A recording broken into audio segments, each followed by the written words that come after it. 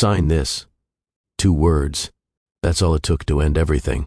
Naomi Okafor was standing at the edge of her mother's grave, 8 months pregnant, barely breathing, her hand pressed against her belly where her daughter kicked steady and strong, when her husband reached into his coat and pulled out a white envelope. The casket was still descending. The minister was still praying. Dirt was still being shoveled onto wood. And Julian Ashford, the man who had knelt in a snowstorm 3 years ago and promised to love her until his last breath, handed her dissolution papers at her mother's graveside like he was passing her a receipt. "I've already signed my portion," he said. His voice was flat, corporate, the voice he used in conference rooms with people who didn't matter.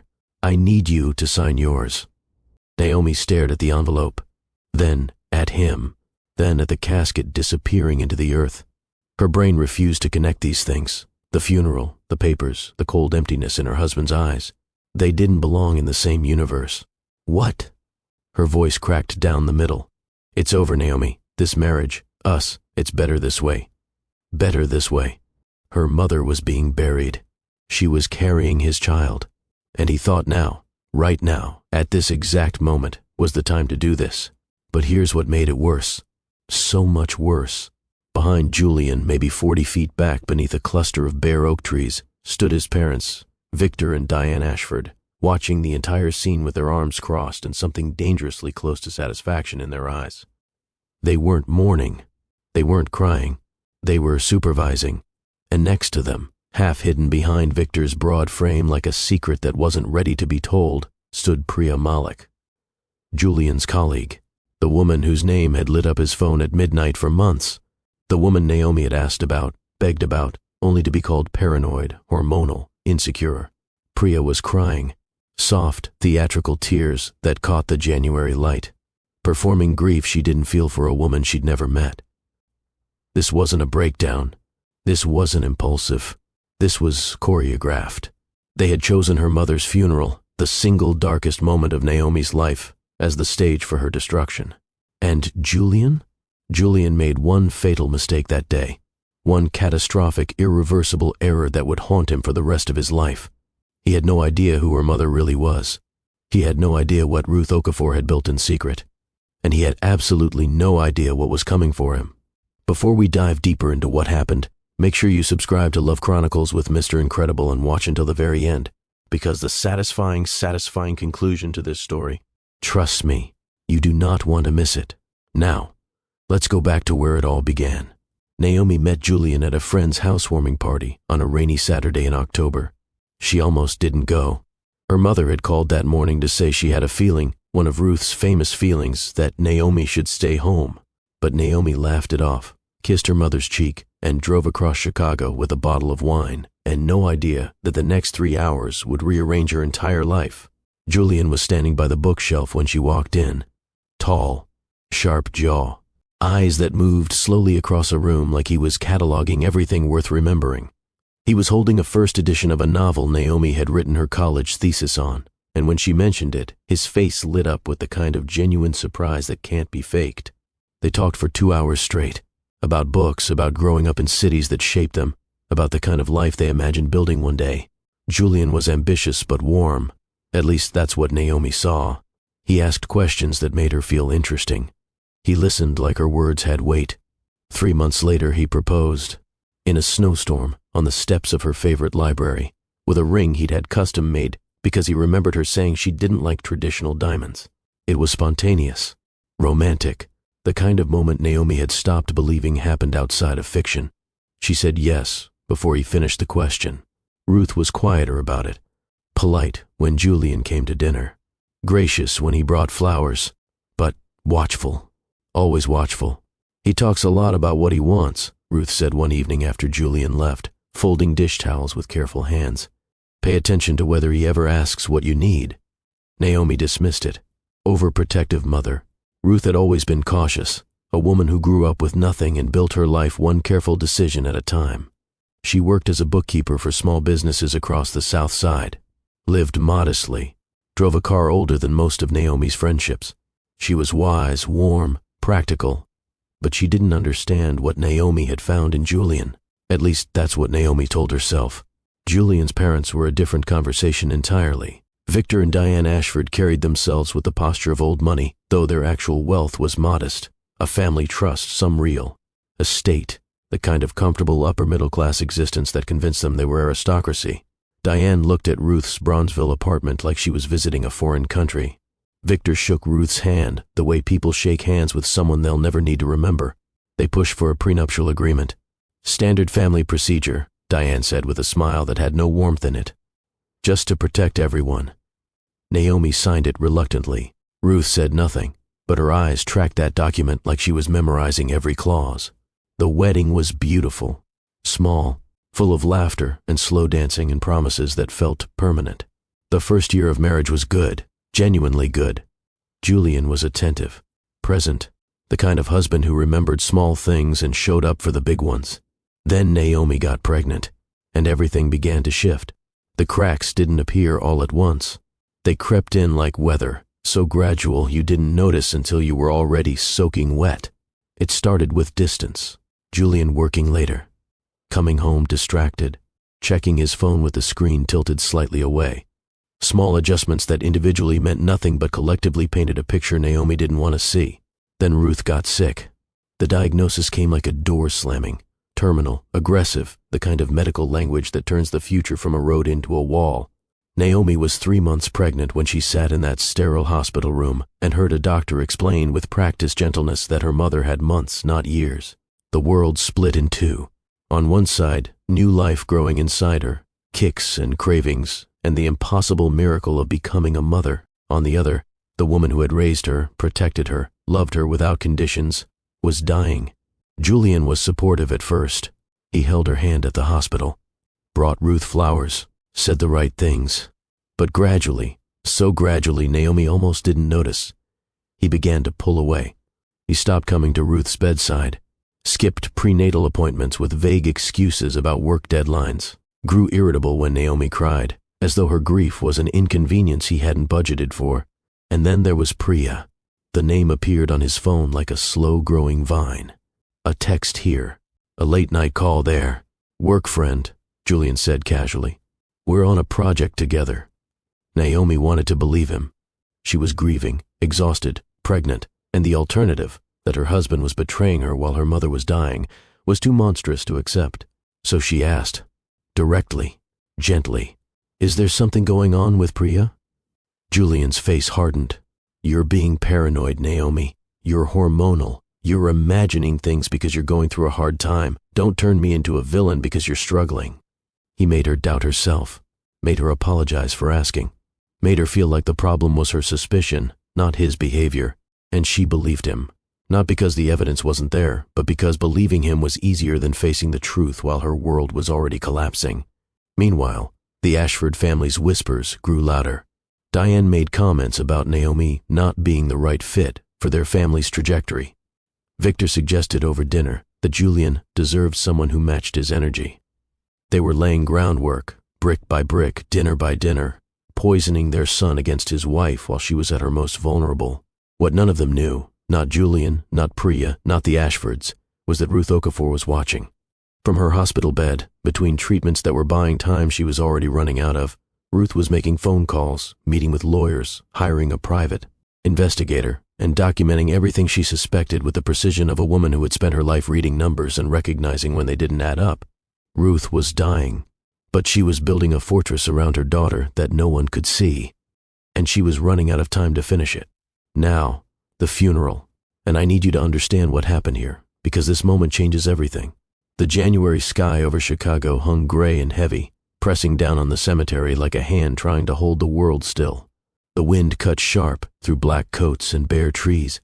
The minister's voice carried words about mercy and peace and the promise of something beyond this life, but Naomi heard none of it. Ruth was gone. The woman who braided her hair every Sunday morning, who walked her to school in the rain, who whispered, "You are enough" on every hard day. She was being lowered into frozen earth in a wooden box, and Naomi stood at the edge of that grave with one hand on her swollen belly and the other clenched so tight her nails left crescents in her palm, trying to breathe through pain that had nothing to do with pregnancy. Julian stood beside her, but his body was rigid, his jaw was set, and his eyes were fixed on something beyond the casket, something she couldn't see and he wouldn't name. She reached for his hand, desperate for connection, for warmth, for any sign that she wasn't completely alone in this moment. He pulled away. She felt that withdrawal in her bones, a small rejection that carried the weight of everything he'd already decided. Then, the envelope. His hand slid into his coat pocket. She watched it happen in slow motion, the way you watch a car accident before the impact, knowing something terrible is coming but unable to stop it. He pulled out a white envelope. Too crisp, too official, too deliberate for a funeral. Naomi. His voice cut through the minister's prayer like a blade. She looked at him, confused, still holding on to hope the way a drowning person holds on to anything that floats. What is that? Dissolution papers. I've already signed. The words didn't land at first. They hovered between them like something suspended in midair, refusing to fall. Then they fell, and they shattered everything they touched. What? Her voice broke open. Julian, they're still lowering her casket. You can't, you're not. I know the timing is hard. Rehearsed, practiced, memorized, but waiting would only make it harder. You're strong, Naomi. You'll figure it out. Strong. He was using her resilience as permission to break her. I'm with Priya now, he said, straightening his tie with the nervous precision of a man who needed his hands to do something other than shake. She's pregnant. She needs me. The name hit like a physical blow. Priya. The woman he swore was just a colleague. The midnight texts, the late nights, the gaslighting that made Naomi question her own eyes. All of it, confirmed, validated, weaponized, at her mother's open grave. You're leaving me, pregnant with your child, for another woman who's also pregnant? It's complicated. He shoved his hands into his pockets, like this was a business restructuring. I don't expect you to understand, but Priya makes me happy. She makes me feel alive. He paused, searching for the words that would cut deepest. You make me feel trapped. Trapped. 3 years of marriage, a child growing inside her, every dream they'd built together, all of it reduced to one word. Trapped. Around them, mourners had stopped pretending not to watch. Heads turned. Whispers spread. The sacred moment of grief transformed into spectacle. Naomi felt their eyes, felt the pity, the curiosity, the silent questions forming behind polite expressions. What did she do wrong? Why would he leave her like this? Maybe she wasn't enough. She looked past Julian and saw them, Victor and Diane Ashford beneath the bare oaks, watching with the calm satisfaction of people witnessing a plan reach its conclusion. Diane's lips pressed into something that wasn't quite a smile. Victor nodded once, slowly, like a man approving a transaction. And Priya stood behind them all, dabbing at her eyes with a tissue, performing sorrow so convincingly that anyone who didn't know the truth would have believed she was mourning alongside them. This wasn't spontaneous. This was orchestrated. They had waited for Naomi's absolute weakest moment and used her mother's funeral as the backdrop for her annihilation. Julian turned and walked away. No hug, no apology, no backward glance. He walked straight to his parents, who welcomed him with approving nods, like a soldier returning from a successful mission. Priya took his arm, and together, the four of them moved toward the line of black cars without looking back. The crowd dispersed in uncomfortable clusters. A few people murmured condolences that felt like sandpaper on exposed nerve endings. Most avoided her eyes entirely, as if betrayal was something you could catch by standing too close. Naomi waited until everyone left, until the workers finished shoveling dirt, until she was completely alone with the frozen earth and the ghost of her mother and the unbearable weight of a life that had just collapsed on top of her. She knelt in the dirt, didn't care about her dress, didn't care about the cold seeping through her knees. She pressed both palms flat against the fresh grave and spoke to the only person who had never let her down. I don't know what to do, Mama. He did this here, right here, while they were putting you in the ground. The wind moved through the bare trees, and something shifted inside her, not the baby. Something older, something inherited. A voice that sounded exactly like Ruth's. Don't you dare let them see you break. Whatever Julian thought he'd accomplished today, whatever game Priya believed she'd won, it wasn't over. Naomi didn't know that yet. Didn't know about the fortune. Didn't know about the empire her mother had hidden. Didn't know that this absolute worst moment of her life was the setup for the greatest comeback anyone would ever witness. But she would find out soon. Now, if this story's hitting you the way it should, drop a like right now and keep watching. Because Naomi's darkest moment? It was actually the beginning of something extraordinary, and what happens next will leave you speechless. The days after the funeral blurred into a fog Naomi couldn't see through. She sat in the house she'd shared with Julian, surrounded by his absence, staring at walls that felt like they were shrinking. Every room held a memory that now tasted like poison. The couch where they debated baby names. The kitchen where he'd kissed her forehead and promised forever. The nursery, those soft yellow walls they'd painted together, laughing about instruction manuals and arguing about which shade was right, now felt like a memorial to something that died before it ever lived. The dissolution papers sat on the kitchen counter, mocking her every time she walked past. She hadn't signed them. Not because she believed there was hope. Hope had been buried with her mother. But signing felt like agreeing, like validating the idea that she deserved what happened, that Julian walking away at her mother's funeral was somehow justified. His family wasted no time applying pressure. Diane texted, "Prolonging this helps no one. Think of the baby." Julian's brother left a voicemail calling her difficult and needlessly emotional. Julian himself sent messages with the impatient tone of a man who had already moved on and just needed paperwork to make it official. Sign. Move on. Disappear. Friends stopped calling. Neighbors whispered when she checked the mail. The few people who reached out came armed with questions disguised as concern. What happened between you two? Did you know about Priya? Were there problems? Each question was an accusation wrapped in sympathy, searching for proof that she'd caused this, that Julian's cruelty was somehow earned. Social media was the worst of it. Julian had been strategic, planting seeds of his narrative weeks before the funeral. Posts about choosing authenticity and honoring what your heart truly needs. Each one liked and celebrated by people who had no idea what authenticity had actually cost. Priya played her role flawlessly. Photos with her hand on her stomach, captions about unexpected blessings and finding love when you least expect it. The comments were full of congratulations, full of people celebrating their brave decision to follow their hearts. Nobody asked about the pregnant wife left crying at a funeral. Nobody cared about that version of the story. Naomi stopped looking at her phone, stopped answering the door, stopped pretending. She spent most days in her mother's study, the one room in the house that still felt safe, surrounded by Ruth's books and the faint ghost of lavender lotion that somehow still lingered in the air. It was there, on the 7th day after the funeral, that everything changed. She was looking for Ruth's insurance documents, something practical, something to anchor her to the mechanics of survival when the emotional architecture of her life had collapsed. The bottom drawer of the desk stuck, it always had, and when she forced it open, something fell from a hidden compartment beneath the false bottom. A thick manila envelope, cream-colored, sealed, her name written on the front in Ruth's careful, unmistakable handwriting. Naomi's hands shook as she opened it.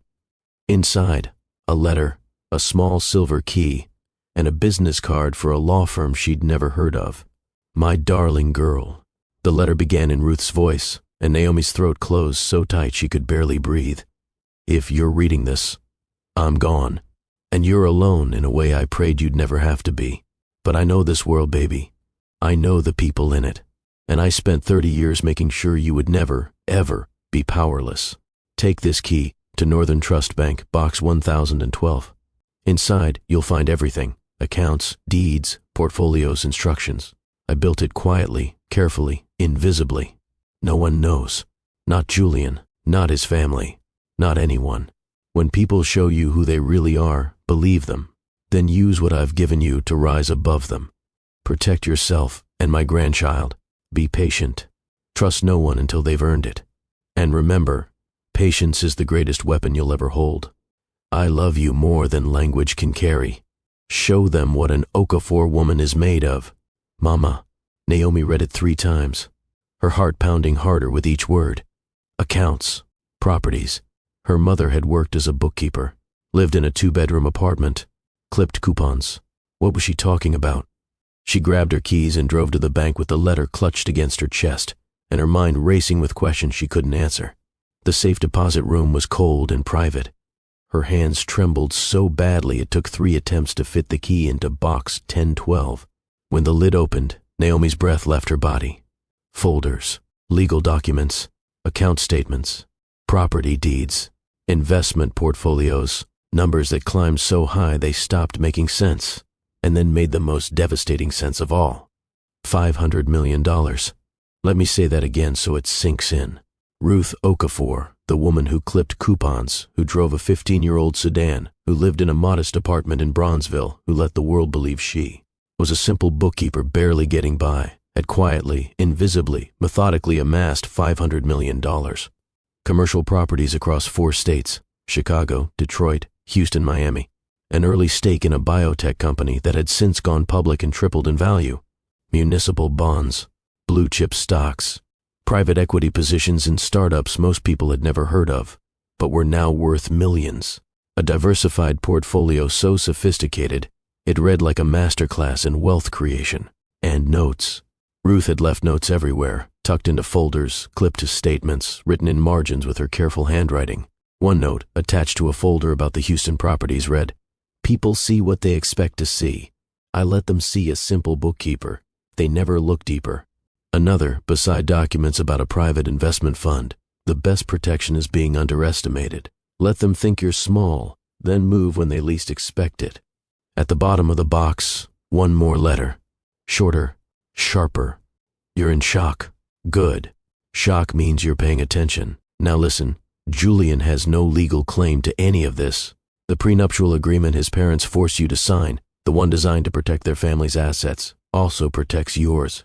Every asset is held in trusts that predate your marriage. He cannot touch a single cent. Take your time. Build your strength. And when you're ready, show them what they lost when they underestimated you."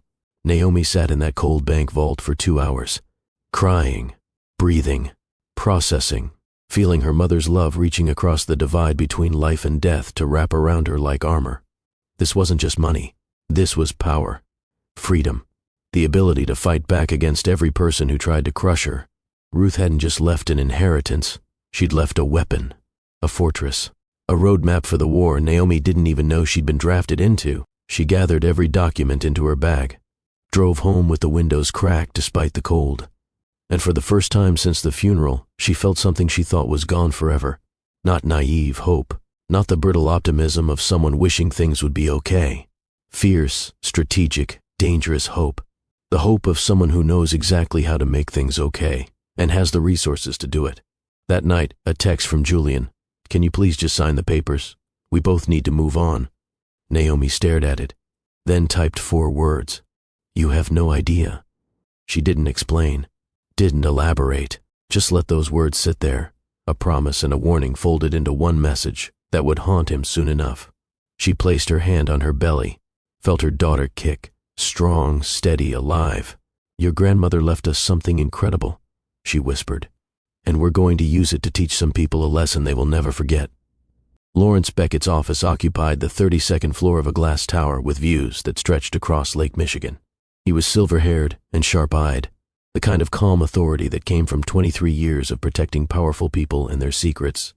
"Your mother," he said, settling into his chair across from Naomi, "was without exaggeration the most brilliant client I have ever served. She started with $4,000 in savings and a mind that saw opportunity where everyone else saw walls. Why didn't she tell me?" Naomi's voice was raw. Protection. Lawrence's expression was gentle but direct. If Julian or his family had known about this wealth, they would have found ways to control it, to control you. Your mother understood something most people don't, that secrecy isn't dishonesty. Sometimes it's the most loving thing you can do for someone you're trying to protect. He pulled out a red-tabbed folder. She also hired a private investigator. 8 months before she passed, she suspected Julian's affair, she suspected Priya's motives, and she documented everything. Inside the folder, photographs with timestamps proving the affair began 14 months ago, not the recent development Julian had described. Text messages between Priya and a friend where Priya admitted, in writing, that her pregnancy was fabricated. Her exact words, "It's my insurance policy. He can't leave me if he thinks I'm carrying his baby." There were emails between Victor and Diane Ashford strategizing the divorce, discussing timing, tactics, how to pressure Julian to act before Naomi recovered from her mother's death. And bank records showing Diane had transferred $15,000 to Priya 3 weeks before the funeral. Payment for a performance. Ruth had known everything, documented everything, prepared her daughter for a battle she was too sick to fight herself. "Your mother left very specific instructions," Lawrence said. "She called it her reckoning protocol." He paused. She anticipated scenarios: betrayal, abandonment, financial manipulation. For each one, she built a playbook, contacts, strategies, timing recommendations. She even set up a charitable foundation in your name, $50 million endowment ready to activate. Why a foundation?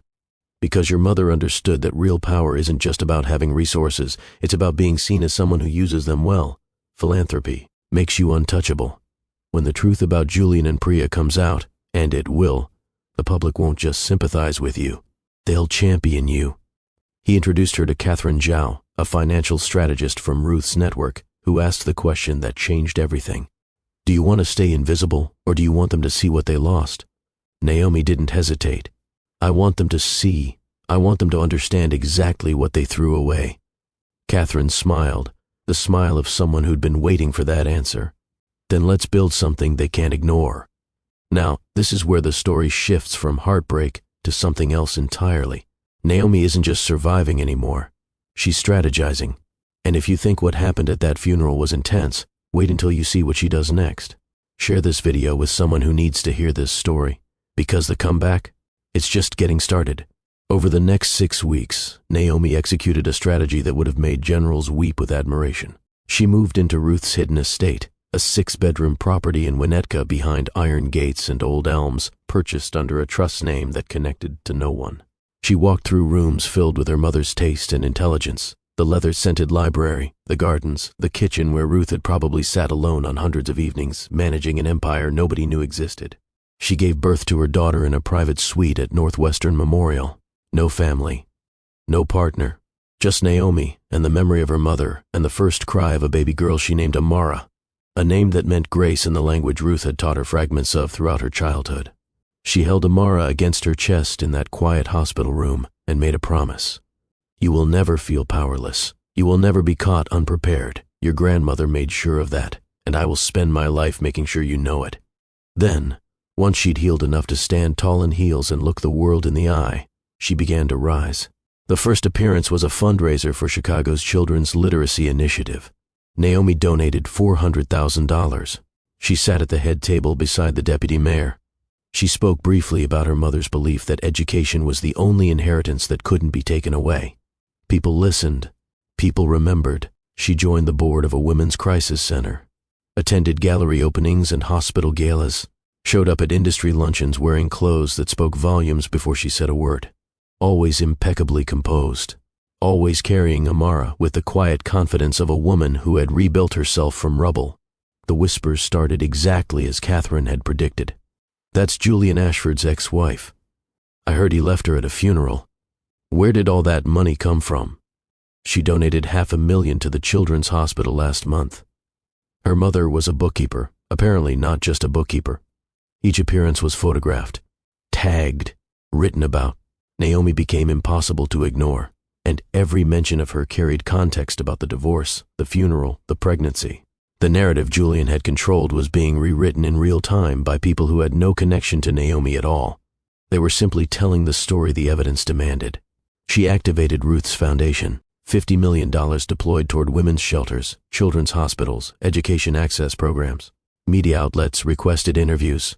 Society pages featured her. The Chicago Tribune ran a profile calling her one of the city's most compelling emerging philanthropists. Naomi wasn't Julian's abandoned wife anymore. She was Ruth Okafor's daughter. A force, a name that carried its own weight. And through it all, every event, every handshake, every camera flash, she maintained the exact quality her mother had taught her. Patience. Strategic, surgical patience.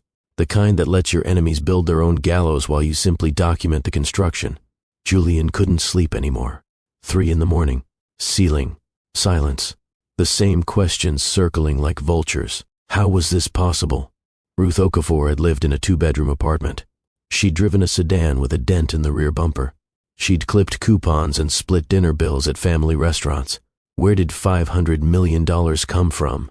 Because that was the number people were whispering now, an impossible figure that kept growing with each retelling. His colleagues treated him differently. Cold shoulders in hallways. Conversations that stopped when he entered rooms.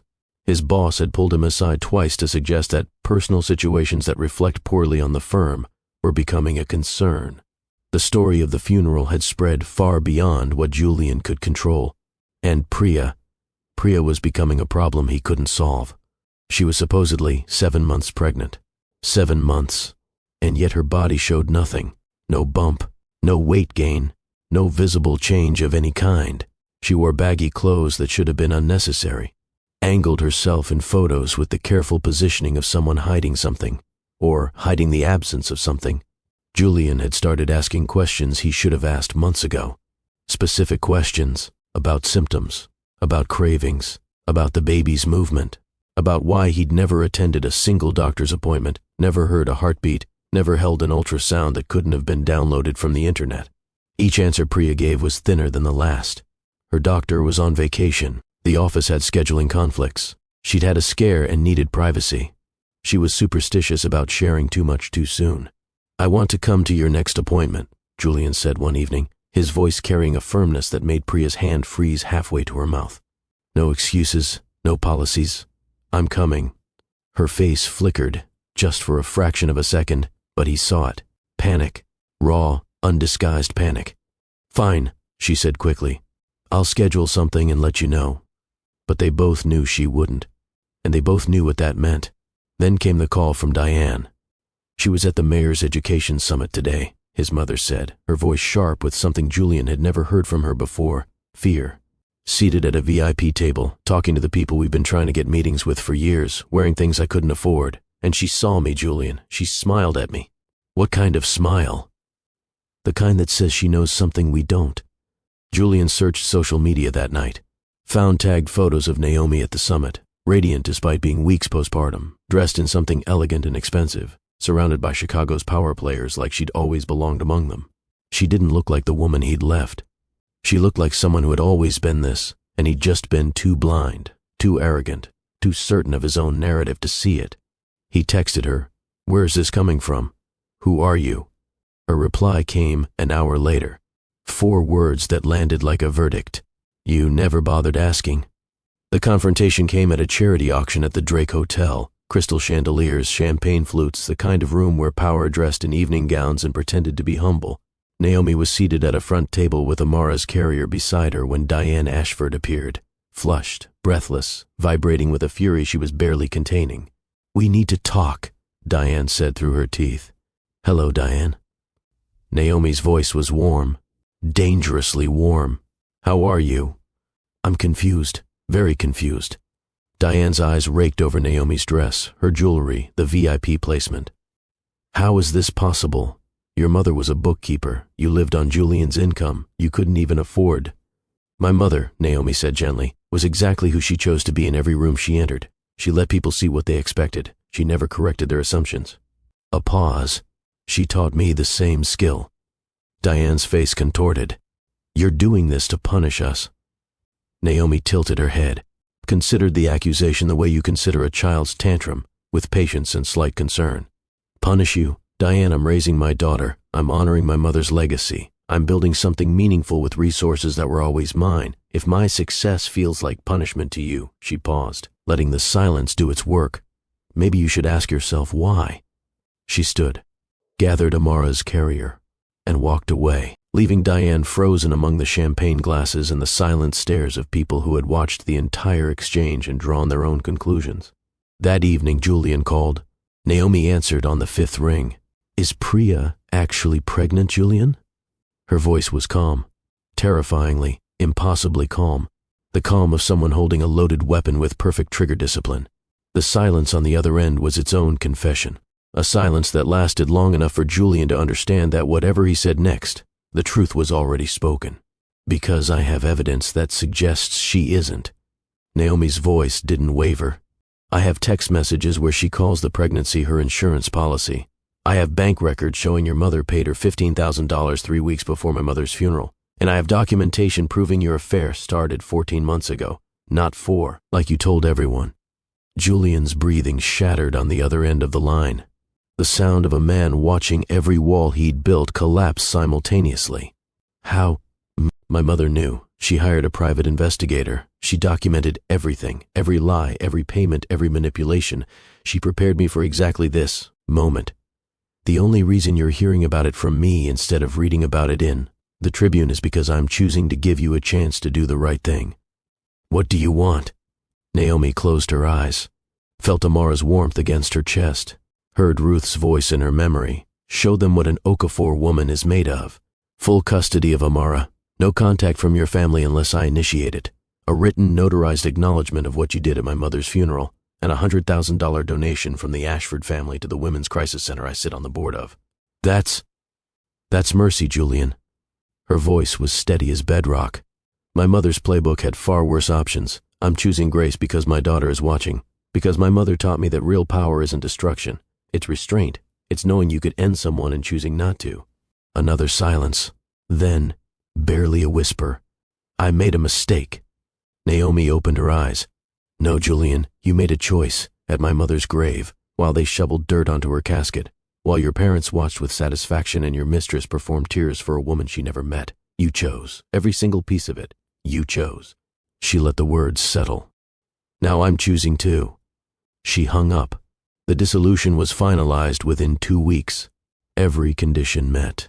Every document signed. Julian didn't fight it. Couldn't fight it. The evidence was too complete. The legal protections too thorough. The public narrative too far beyond his control. Priya's deception collapsed not with a bang but with a slow, humiliating unraveling. Julian's own sister, overcome with guilt she could no longer carry, told a mutual friend the truth about the fake pregnancy. Within days it was everywhere. Priya lost her job, lost her social circle, lost everything she'd schemed and manipulated and lied to acquire. The insurance policy she'd been so proud of turned out to be her own undoing. The Ashford family retreated from public life like shadows pulling back from sunlight. Victor and Diane found that the society connections they'd spent decades cultivating suddenly went cold. Invitations stopped. Phone calls weren't returned. The family that once carried themselves like aristocracy became the subject of the same whispers they'd once directed at Naomi, except these whispers carried the weight of documented truth. Julian moved out of his temporary apartment and into something smaller, quieter. He didn't contest the custody arrangement, didn't challenge the financial terms, didn't try to rewrite the narrative. For perhaps the first time in his life, he sat with the full, undiluted consequences of his choices and found that the silence they left behind was deafening. The prenuptial agreement his parents had insisted on, the one designed to protect the Ashford family's modest assets, had functioned exactly as Ruth anticipated. It protected Naomi's inheritance completely. Julian walked away from the marriage with exactly what he'd brought into it: his name, his regret, and the knowledge that the woman he'd dismissed as weak had been standing on a foundation of $500 million the entire time. He just never thought to look down. On a spring evening 5 months after the funeral, Naomi sat in her mother's library, her library now, with Amara sleeping against her chest. The windows were open. The Winnetka gardens smelled of lilac and something older, something green and patient, something that had been growing long before Naomi understood what her mother had planted. She held Ruth's final letter against her heart and spoke into the quiet room. I showed them, Mama. I showed them what we're made of. The curtains moved in a breeze that felt almost intentional, warm and soft and carrying the faintest trace of lavender, as if the house itself remembered the woman who had built it. Naomi closed her eyes, felt Amara's heartbeat against her own, and understood, fully, completely, in the way you understand something only after you've survived the not knowing, that the real inheritance was never the money. It was the wisdom, the foresight, the unshakable bone-deep belief that her daughter was worth preparing a fortress for, worth spending 30 years in secret to protect, worth every calculated move and every invisible sacrifice. Ruth Okafor hadn't just left Naomi wealth. She left her proof, tangible, undeniable, overwhelming proof, that she had been loved without limit by someone who saw the threats coming before they arrived and built walls to stop every single one. And Naomi, holding her own daughter in the library of a house built by a woman the world had underestimated, made a silent vow. She would do the same for Amara. Build quietly, protect fiercely, love in ways that outlast a lifetime.